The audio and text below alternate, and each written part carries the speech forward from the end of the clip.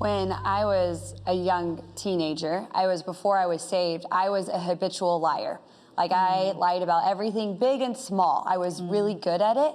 And I honestly didn't even know how to tell the truth. It was so bad that it was to a point where I would actually make note cards of the lies that I was telling people so that I could keep them straight with my parents, with friends, with whatever, because I just didn't even know how to keep up anymore. And I was 19 years old when I met the Lord in a moment where I was sitting in a garage and I just cried out to God. And I said, God, if you want me, you can have me. But I honestly believed he wanted nothing to do with me anymore. And it was the very next night I was having dinner with some family friends of ours. And they began to tell me that 10 years ago, they saw me surrounded by darkness and that I cried out to God and I said, God, if you want me, you could have me. And in an instant, that word from the Lord that they had held on to for 10 years reminded me that God cared about me, that God saw me, that he wanted me to be his daughter. And I had been saying, I don't know if you want me. And in that moment, I knew without a shadow of a doubt, he wanted me. But the problem was I had created a habit of lying. And I didn't know how to break that habit. I didn't know how to live this lie. And I remember crying out to God one day and I said, God, I knew how to be a bad person. I knew how to be a sinner. That seemed to come natural to me. I knew how to lie and be a habitual liar about big and little things. But how do I be a truth teller? Yeah. How do I be somebody that walks as a daughter of you? And I remember he told me so gently, do it the same way you did with the lies. And I knew what he meant. He said, grab those note cards. And instead of keeping track of your lies, keep track of your truths. And I just began to write the truth of God on those note cards to the point where I no longer need note cards to know the truth of God.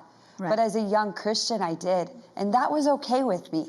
But I needed to lean in and say, God, I need to know your truth. And so for me, one word from God changed everything.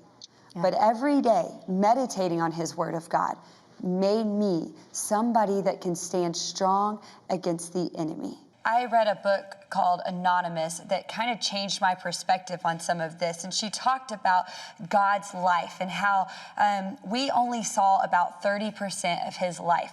But it was all of that we didn't see that made him unshakable.